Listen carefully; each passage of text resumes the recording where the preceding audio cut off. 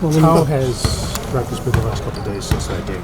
I mean, we obviously got in real late because of distance with the travel back. Got in real late. Have had 8 guys, so didn't do much yesterday. Mostly mental, and today we went live a little bit, but just with the 2 injuries and just a quick turnaround and travel in between. Just it's more mental and just studying what happened the last time. For a mental day like yesterday, is that just meetings or what does that entail? It's film. It's film of Tulsa because we're trying to really focus on just trying to get better. So there's obviously a lot more good from the Tulsa game. That we're trying to learn from as opposed to mistakes, and then we get on the court for an hour and do some shooting and some dummy shell offense, shell defense, and a lot of scouting for Cincinnati, and then you go post practice and then you watch the edit of Cincinnati and try to study the game plan and prepare for the best team in the conference or one of the 2 best teams in the conference with them. Houston, I'm not sure what the standings say, but Cincinnati and Houston are the 2 best teams. Dan, even though it's only one game, given everything that went into it, all the close losses and the Tulsa thing, does it feel like more than that? Does it feel like you accomplished more than just one win on Wednesday? I think it was. No, it just felt like we played better and won a game. I think we felt better about the way we shot the ball. We felt better about how even though we had 7 assists only in the game, the ball moved better for us. We felt really good about how we attacked their zone. But in terms of like competitive spirit and toughness and will to compete, we've shown that the whole year. We just don't have the record to show for how hard we've tried. But we felt better, obviously, about how we played on offense. The fact that you had the 10 or 11 point lead, they came back and won, but then you were able to expand it again. Was that maybe the biggest part, the most important part of the game for you guys, just in terms of something you need to get over the hump? Yeah. I mean, listen, if you get, if we get, really good offensive games from a couple of guys, we're going to be really hard to beat, both this year and in the future. And just James's ability and Altarik's ability to make shots in the second half, to make shots in the first half, and to have really good offensive games. It just gave the team a collective confidence that we were going to be able to close the game. When you have nights where almost every guy is having a hard time making shots, you're going to struggle to finish any game. So just the fact we had a couple guys going just gave the group it was like a calming feeling. It's obviously better for the mental state of these guys to win that given what you have tomorrow. Yeah, I mean, just because tomorrow's game is, Tulsa's a good team that has a chance to play in the postseason. But this is a different looking group that's coming in here tomorrow. Best player in the league. Cumberland, Keith Williams, who's a first and second team all-conference player. Trey Scott, who is probably if there's a third team or second or third team, is a 4-man in the league. I don't know how many guys are better than him. Those guys are all older and have been on championship teams. Joe DeSena here killed us. I mean, we got a hell of a matchup tomorrow, so we need to come in here with confidence because these guys are a championship level program to take over. What do you have to do different against Vogt this time? We're going to try some different things. But he's a giant, so no, we've got to do a better job pre-catch, post-defense, post-catch, post-defense. We've got to be much more physical. They beat us up the first time, and there's a serious age and strength discrepancy tomorrow.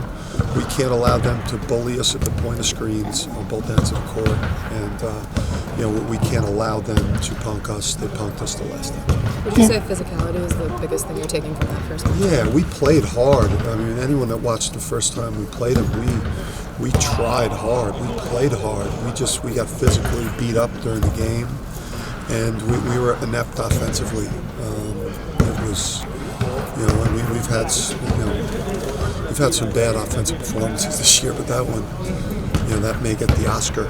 So, we've got to be stronger with the ball. We've got to win at the points of screens. We can't.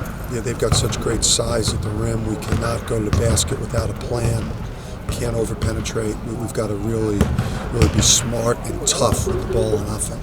Dan, in terms of guys just surely, working on themselves, making themselves better, and building a role, where do you put Isaiah on the list of guys that you've had, going from where he was a year ago to now? Yeah, he's self-aware. He's a team guy. He's a hard trier.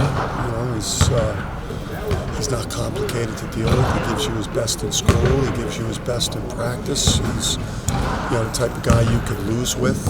He's the type of guy you can win with, and he's going to be very consistent. And if you tell him, Isaiah, put your poppers away for a couple of games, he'll put it away, and he'll pick and roll. He'll be physical. He's the type of guy when you're trying to rebuild a strong championship organization, you do it with people that aren't delusional and selfish. Your game last year he didn't play at all, but he's kind of an example of sticking with it and remaining positive. Just being the best version of yourself, like we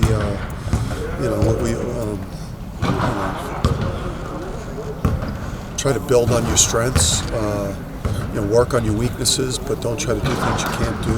And you become valuable when you bring value to other people. Success is when you bring value to other people or to a group of people. He's bringing value to the program. Hey, Coach, how did Sid look today in practice? Sid was better. Sid, we'll see how he's looking tomorrow. But he hasn't done a whole lot.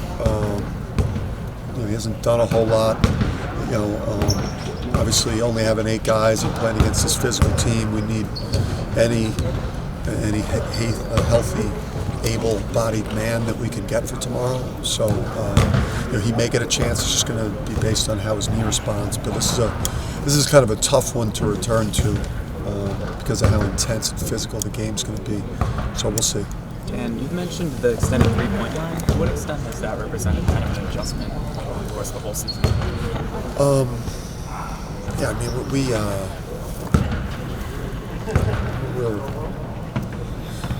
don't know what the numbers say across the board in college basketball, but from the games I watch, I seem to be watching a lot of rock fights. Yeah. So I don't know what the numbers say, but I think where it's hurt us at times is that players have to have the discipline to get their toes as close as they can to the new line and develop the habit of getting as close as they can to that line, because every inch or every part of distance that you step away from that line, your percentages go down. So that would, I'd say, would be the biggest adjustment is just get tight to the line. Otherwise, I got so many other things. Sorry, man. Does celebrating the 30th anniversary of this building add a little juice to the already big game? Yeah, there's just knowing that Coach is, anytime that I'm aware that Coach Calhoun is here, Mount Rushmore of greatest basketball coaches in college basketball history, and all these champions and former great players that made this, this program what it is and helped build this university into a world-class university from where it started. It's a special feeling. It's not, there's not many universities in the countries that have been as positively impacted by the growth of basketball as UConn has. So special to be a part of. I saw Rod walking around.